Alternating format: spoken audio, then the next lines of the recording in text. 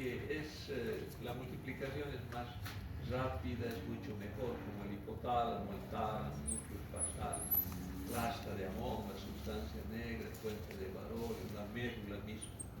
Aquí violentamente, en pocas horas invade. Y a veces produce degeneración neuronal o necrosis neuronal con desmielinización tardía. Pero esto lo hace también otro tipo de virus, no es específico. Aquí es donde se buscaban los corpúsculos de Negri, que después vamos a hablar qué son, cuando ocurría la infección al sistema nervioso central. Lo que pasa es que antes de que haya cultivos de virus, yo todavía he vivido eso cuando era residente, cuando no había el PCR. ¿Qué hacían cuando un animal se enfermaba y querían saber que era rabia? Cortaban la cabeza y lo mandaban a Cenetrope, que ya cogió bien, y si no, lo mandaban a Santa Cruz, y ahí buscaban en los nervios los corpúsculos de Negri.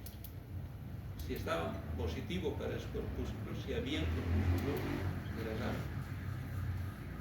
Pero con una especificidad, la sensibilidad era un poco baja, la especificidad un poquito más alta, pero uno podía asegurar que era rabia.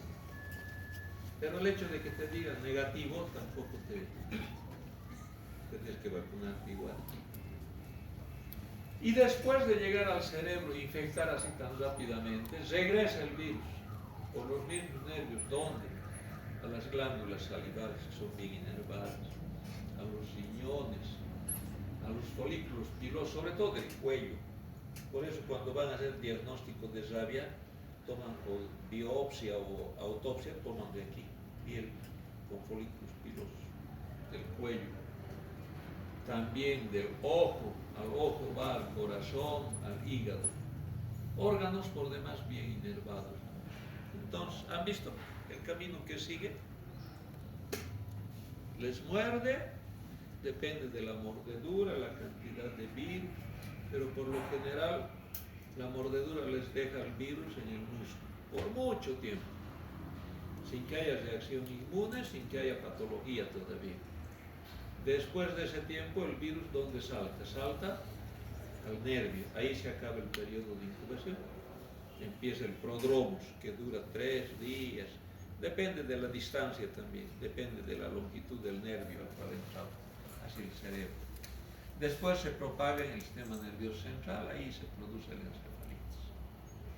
Y después vuelve a los mismos órganos y se produce la muerte.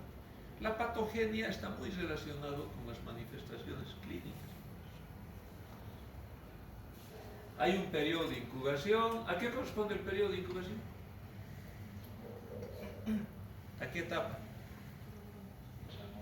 A la permanencia del virus en el músculo donde le ha mordido. El periodo prodrómico, ¿a qué etapa? Cuando el virus se está trasladando por los nervios periféricos hacia la médula. El periodo neurológico agudo es cuando llega a la médula y al sistema nervioso central. Ahí se produce, puede haber rabia clásica, es la más frecuente. Esta rabia clásica, de esta, la más frecuente también es la furiosa, pero hay una paralítica y hay una rabia no clásica. Vean la clasificación en fase. La clásica, furiosa, paralítica. La rabia no clásica. Y después viene el periodo de coma y se muere el paciente. No hay vuelta atrás. Entonces el periodo de incubación, hemos dicho hace rato, depende de la permanencia del virus en el sitio de la mordedura. Puede variar de 6 días a 6 años. Si es en la cabeza es un poco más corto. Si es en las extremidades es más largo. Si te muerde un perro que se ha escapado, no sabes si estaba vacunado en la cabeza, no es suficiente la vacuna. Tienes que ponerte suero antirrábico. Porque la vacuna que te genera anticuerpos, ¿pero en qué tiempo? 7 a 10 días. O sea, tienes urgencia de tener anticuerpos. En cambio, el suero antirrábico son anticuerpos directos. Desde ese momento te está protegiendo. Pero si es en la extremidad, tarda, ¿no? 90 días en promedio.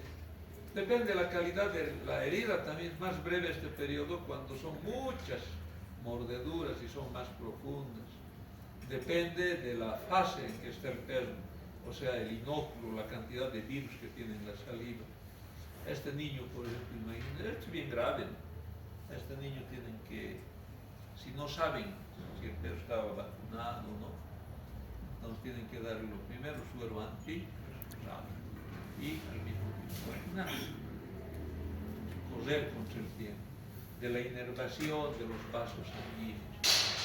Periodo prodrómico, ¿a qué correspondía? Cuando el virus salta al nervio y se manifiesta como te empieza a doler el lugar de la herida, te empieza a arder, hay un hormigueo, picazón, prurito.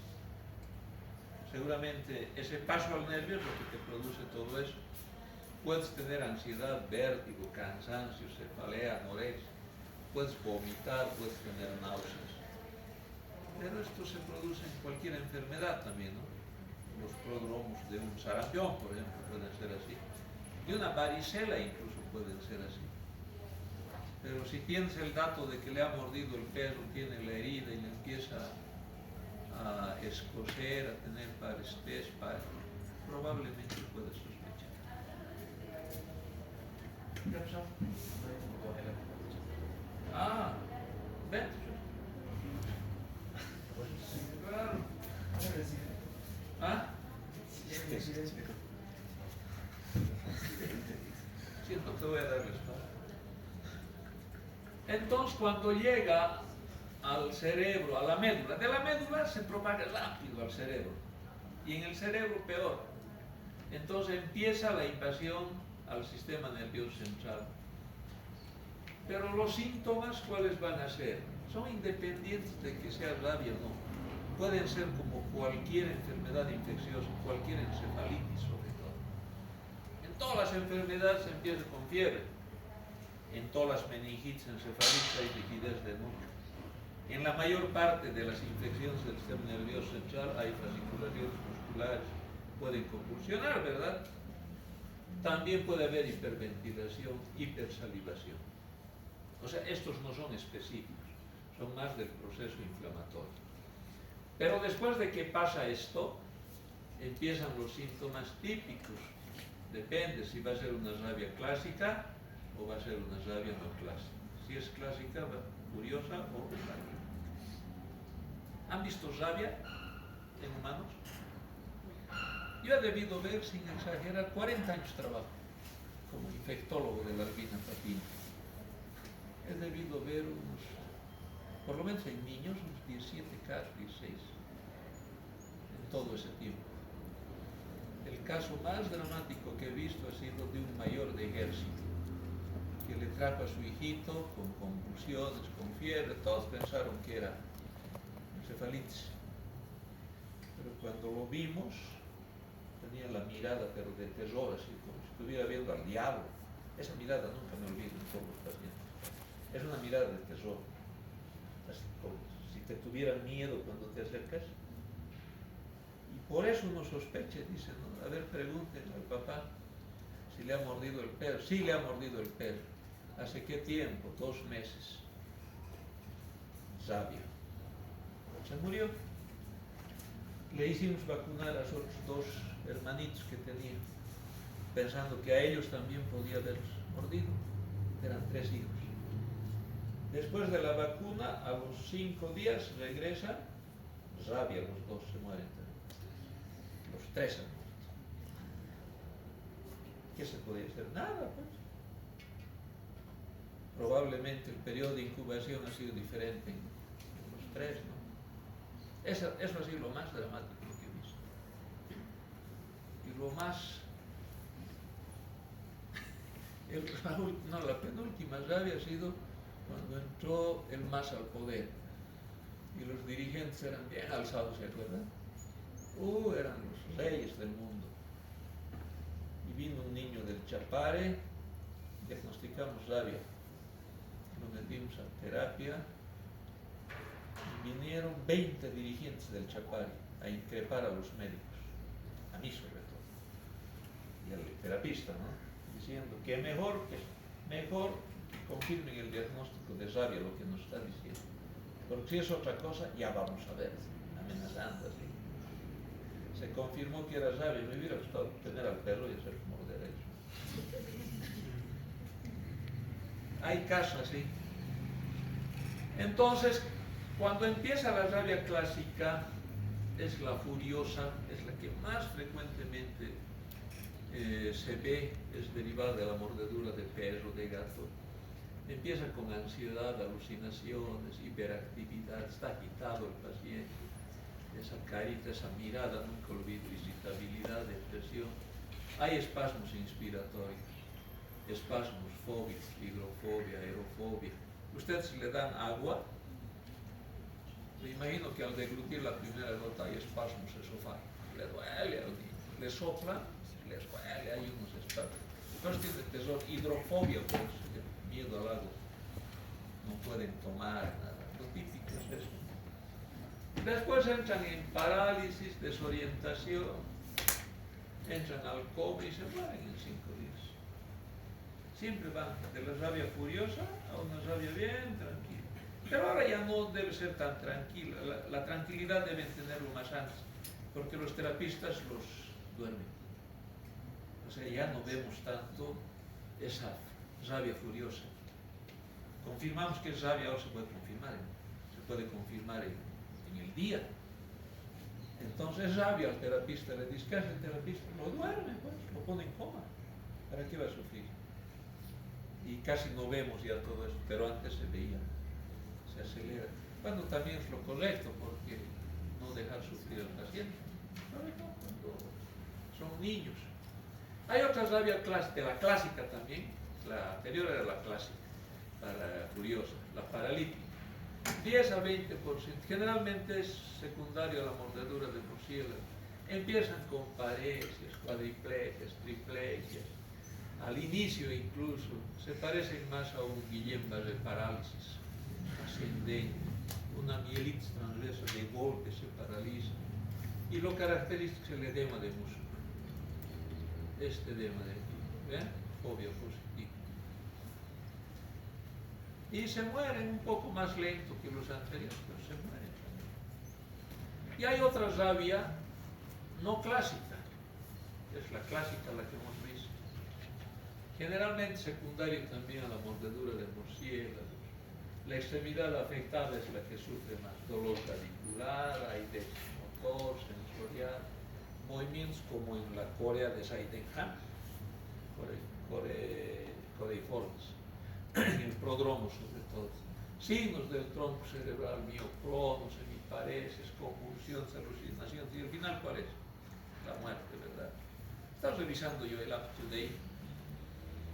Hay como 23 pacientes que han sobrevivido a la rabia. 5 son en la Argentina, un buen porcentaje son en Norteamérica. Todos han quedado en estado vegetativo. Y eso que a todos se les había vacunado. Ahí me imagino que han hecho los tratamientos que vamos a ver. Ponerlos en coma, darles toda clase de antivirales. Ninguno ha respondido. Han sobrevivido. Una cosa es sobrevivir y otra cosa es vivir, ¿verdad? Ellos han sobrevivido. Pero ¿en qué condición? Terrible. Y el estado de coma después viene. Cualquiera que sea paralítica, que sea la furiosa o la no clásica, con espasmos inspiratorios, taquicardias, ritmos, miocarditis, hematemesis, se mueren al final. En el fondo, eso es rabia en cuanto a manifestaciones clínicas. Difícil. Los casos de rabia que he visto, siempre he ido y me dicen, ha habido un ingreso a nuestra sala.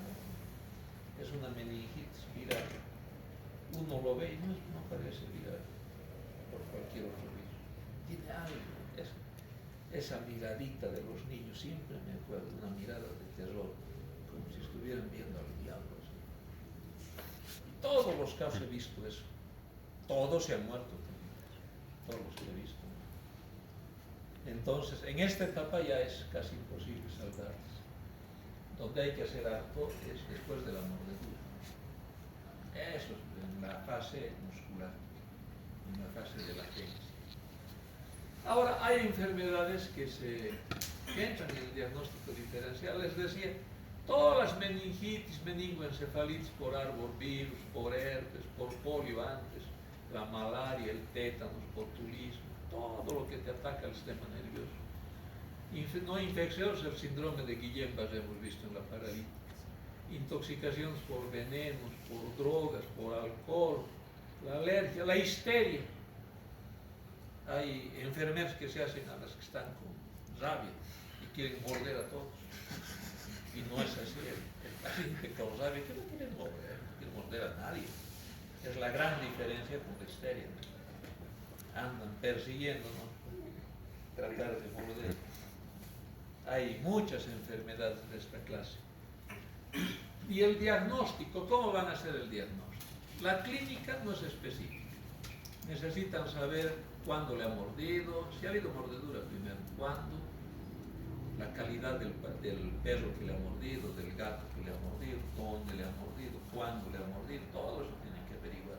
La clínica no es un dato, pero así, muy práctico. Laboratorialmente hablando, todo lo que hacemos en infección, hemograma, uroanálisis, los primeros 7 días el líquido también es normal, el líquido cefalorraquídeo, una punción lumbar. Todo, si le das tomografías, resonancia, electro, todo se parece a cualquier encefalitis. A cualquier encefalitis, o sea, no pueden hacer diagnóstico ni sospechar con un hemograma, con una punción lumbar. Después de los 7 días puede haber proteínas elevadas, aumento de los leucocitos a expensas de los mononucleares, pero en cualquier infección viral también hay eso. No es. Lo que sí se les da es el diagnóstico etiológico. Antes de morir hay que tomar muestras por biopsia o autopsia. La sangre, la saliva, el líquido cefalorraquídeo, la piel, les decía hace rato, aquí sobre todo, de otros lugares también. Cuando mueren hay que hacer biopsia del tronco encefálico, los tejidos neuronales, hay que utilizar incisiones especiales para antígenos virales. Es la única manera de llegar al diagnóstico correcto. Puedes detectar antígenos, o sea, antígenos del virus en las muestras que has sacado. Lo más fácil a través del ELISA, lo más rápido a través de la aglutinación de látex. Lo más quizás específico con anticuerpos fluorescentes. O sea, a una muestra de tejido tú le pones anticuerpos, ¿verdad? Contra los antígenos de la rabia, suponiendo que esté infectado con virus de la rabia, ¿me entiendes? Le pones anticuerpos.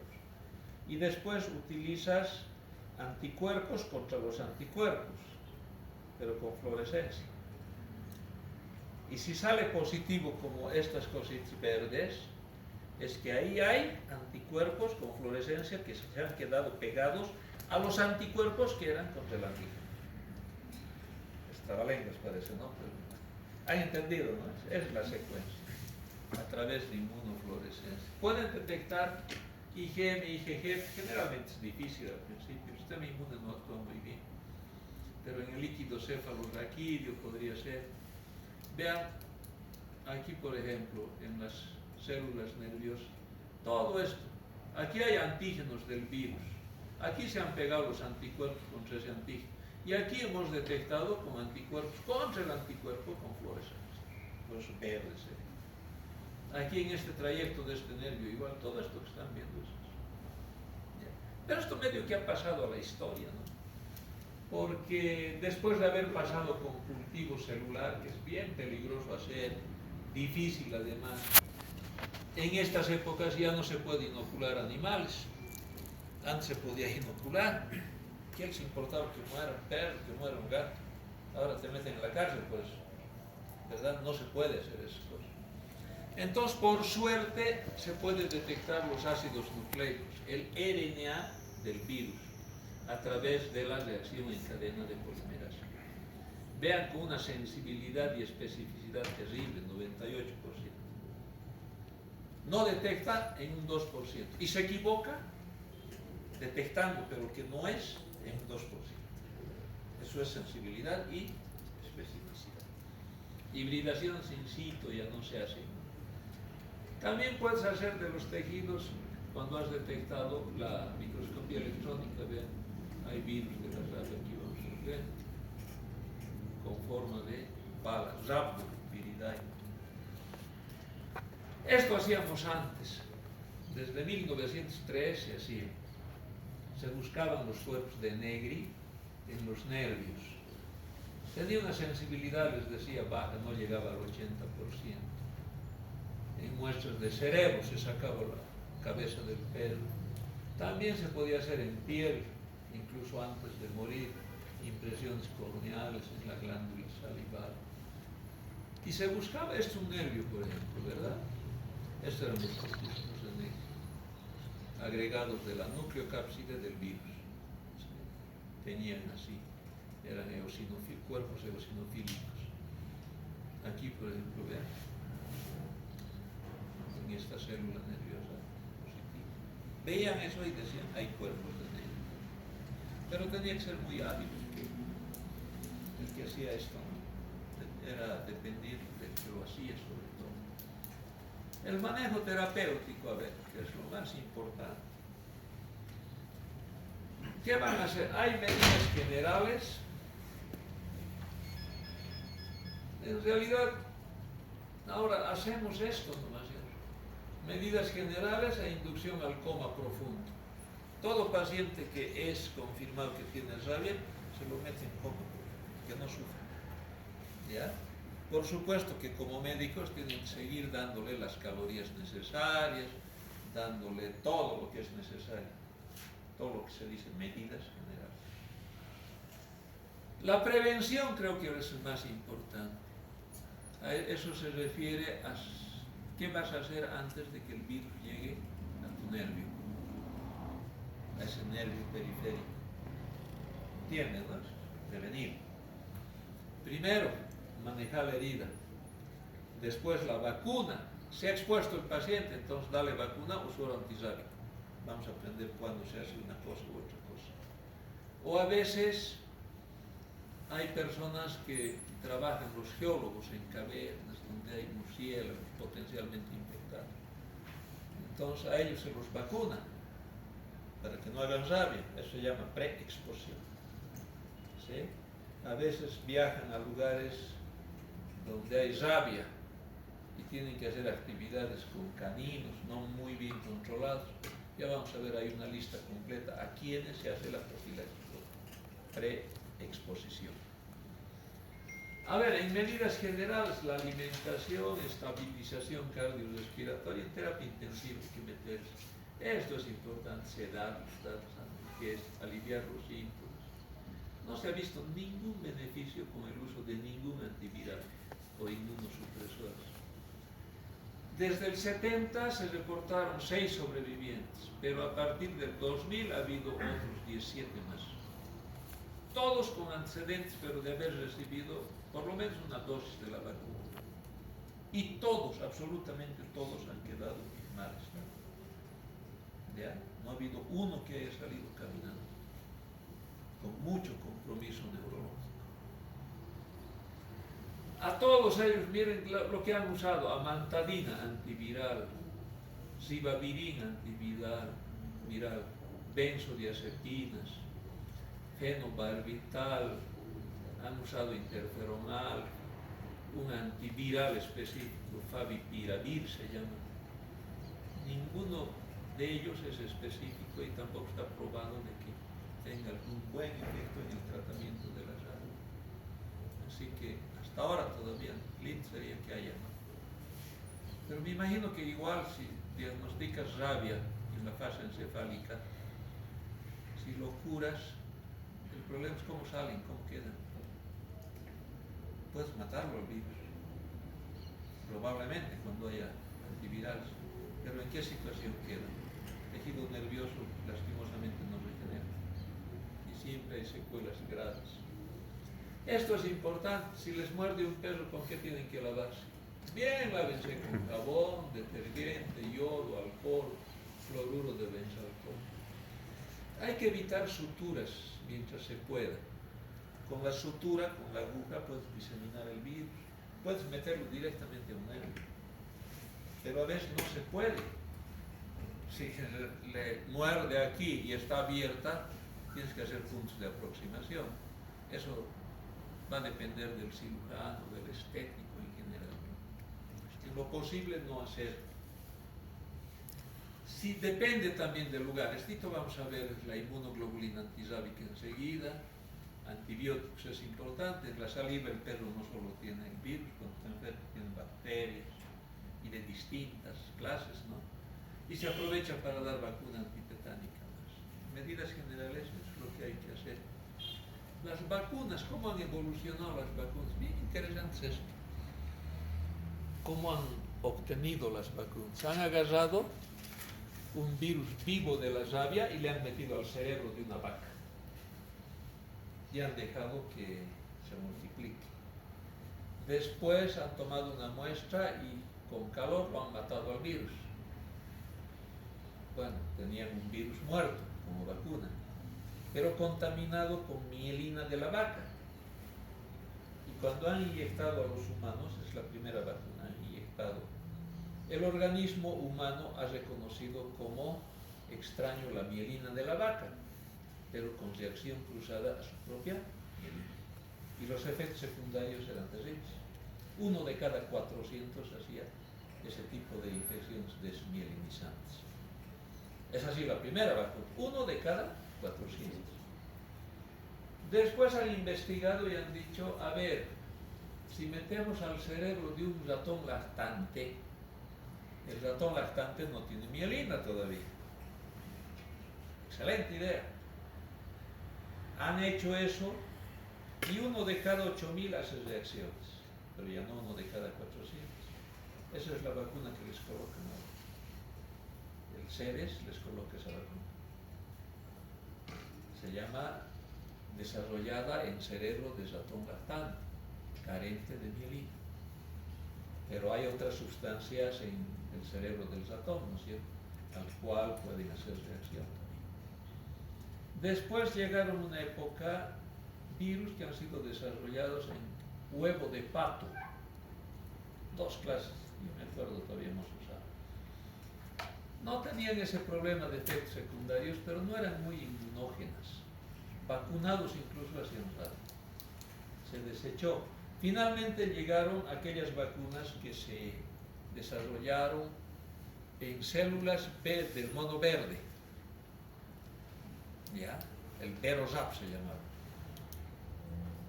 Entonces el mono se parece mucho a algunos de nosotros, ¿verdad?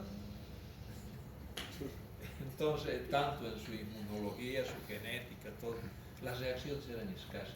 Esa es la vacuna que hay en nuestro país, el Verozap. Ya vamos a explicar cómo se coloca. Y las últimas son aquellas que se han desarrollado en células diploideas humanas. Esas no producen reacción, porque están desarrolladas en células humanas. Es la evolución, más o menos. Y, a ver, en Irán era un lugar donde había harto perro con rabia en una época. Han hecho la prueba de campo justo con esta vacuna. Han vacunado a más de 5.000 personas. No, 5 millones de personas, no 5.000. Y ninguna ha hecho una reacción neurológica seria. O sea, son relativamente seguras. Entonces, la vacuna desarrollada en tejido nervioso ya les he explicado. Se formaban anticuerpos antimielina, podían producir síndrome de Guillain-Barré, de Lange, encefalitis desmielinizantes.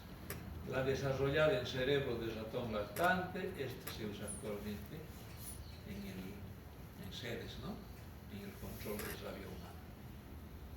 Vacuna desarrollada en embrión de pato, efectos adversos locales, había eritema, induración, prurito, efectos adversos generales muy raros. Este era el problema, menos inmunógenas. Había también purificadas, más inmunógenas, igual se los ha dejado de lado. La vacuna desarrollada en células Vero, del mono verde. Sí, si te vacunas te va a producir dolor, ¿por qué no? Te va a producir eritema en ese lugar, una pápula, prurito, todo eso. Pueden impactarse los ganglios, una adenitis local. Puede haber fiebre, astenia, dinamia, pero todo esto también hay cuando se vacunan con la influenza, ¿no? Y peor era con el coronavirus. ¿Se acuerdan? En mi hospital, por lo menos con la vacuna esa una de las vacunas pusieron como tercera dosis, 3 hospitalizados y 3 médicos, con los efectos secundarios. Pues digo, efectos secundarios igual que contra cualquier otra vacuna. Y esta es la más segura desarrollada en células diploideas humanas y muy inmunógena. El Berosab lo tenemos acá, este es el Pasteur trae. Y el esquema de dosificación es bien sencillo. ¿Qué fecha hoy día? 19. Hoy día es el día 0. El día 3, ¿cuál sería? 22, ¿verdad? La otra dosis. El día 7, de aquí a una semana. Después, a 2 semanas. Y después, a otras 2 semanas. Y se acabó la dosificación, sin efectos secundarios. El costo es tampoco son tan costosos para lo que valen ustedes. Una miseria. Claro, pues. Pero valen, pues, o no valen. Tanto dinero han hecho gastar a sus padres hasta llegar al nivel de... Vale. Son cultos, de las pocas personas en Bolivia cultas. Eso yo considero a un estudiante de medicina, es gente que tiene mucha cultura y tiene mucha vocación, entonces tienen mucho valor, pues. ¿Cuál sería el precio de cada uno de ustedes? No hay precio, pues. Con que gasten por cada ampolla 1.700, 2.000 bolivianos, ¿qué es? ¿Qué es? No es nada. A que se mueran. Y todo lo que han gastado hasta ahora se han ganado. Entonces, en lo posible siempre utilice estas vacunas, o hagan utilizar. 2 tipos de sueros antirábicos hay. Uno, humano, o sea, anticuerpos humanos contra el virus de la rabia. La dosificación apenas es de 20 unidades por kilo, porque antes había hasta ahora todavía hay la equina de origen equino, de caballo, el doble era la dosis. Ustedes agarran este suero antirrábico, la mitad lo colocan alrededor de la herida. ¿Sí? ¿Con qué idea? De darle anticuerpos y cercarlo al virus. Y la otra mitad, intramuscularmente en otro lugar. No donde van a poner la vacuna, en otro lugar. Cosa de que se disemine. Y ya tienen anticuerpos en su cuerpo. Cosa de que cuando el virus quiera saltar al nervio no puede. Ya lo están neutralizando al virus, ¿verdad? Porque si solo se ponen vacuna, ¿qué va a pasar? Tendrán que esperar 7 días, 10 días, a que hagan anticuerpos. Ese es el objetivo del suero antitetánico. Por eso, vean, ejemplo, no falta mucho. Un animal salvaje, ¿quién te ha mordido? Un animal salvaje o silvestre. Doméstico desconocido, conocido sin vacuna, sacrificado sin hacerle el diagnóstico y resultado positivo en laboratorio. Caramba, eso. Y además te ha mordido en la cabeza, cuello y mano. ¿Qué significa eso? Que tienes premura de tener anticuerpos. ¿Cuál va a ser la conducta? Y son lesiones profundas, laceradas además. Suero de inmediato. Mejor si es el suero homólogo, no el heterólogo. Pero no este es el esquema de sedes. Solo hay el heterólogo a esa dosis. Y le pones de ratón lactante la vacuna 14 dosis en la zona interescapular deltoidea por vía subcutánea. Refuerzo a los 10 días después de acabar y a los 20 días de la última vacuna. Pero más práctico es que les he dicho que vayan a la farmacia, a la droguería y se compren 5 dosis del Berosab y se colocan el día 0, 3, 7, 14 y 28 días. No importa si se equivocan un día más, un día menos, no pasa nada. El organismo se encarga de arreglar eso, nada más. Pero es el esquema que dice. Pero si te ha mordido un animal doméstico desconocido, perro o gato, pero te ha mordido en las piernas, en los glúteos, no sé, son lesiones superficiales, te puedes vacunar, vas a ir a CEDES y te van a poner 7 dosis más, ¿ya? Con un refuerzo, 3 refuerzos, 10, 20 y 30 días. Pero puedes hacer lo mismo, día 0, 3, 7, 14 y 28 días. Ustedes tendrían que hacer un esfuerzo y comprarse la vacuna, el Berosab, además más inmunógena, más segura. ¿Quién les dice que con esta vacuna ustedes no están en ese 1 de cada 8.000, 4.000 personas, a quienes les hace daño. Entonces darían ese riesgo. A ver, animal conocido como sin vacuna, conocido, supongamos que es de la vecina de al lado, les ha mordido en cualquier lugar, no en la cara, no en el cuello, no le vacunen todavía a la persona esa, no se vacunen ustedes. Obsérvenle al animal, recen porque el animal sobreviva 14 días. Hay que cuidarle, alimentarle bien. Cuidado que vayan con un revólver y estén matando. Eso es lo peor que pueden hacer. Todos los días hay que ir, llévenle dieta especial, que sobreviva pollo. Eso, pechuga. Eso. La cosa es que sobreviva 14 días. Si sobrevive 14 días, felices ustedes. El perro con rabia se muere en 7, no dura más de 7 días. 14 es por seguridad. Si tenía rabia cuando les mordió, en los primeros 7 días se muere.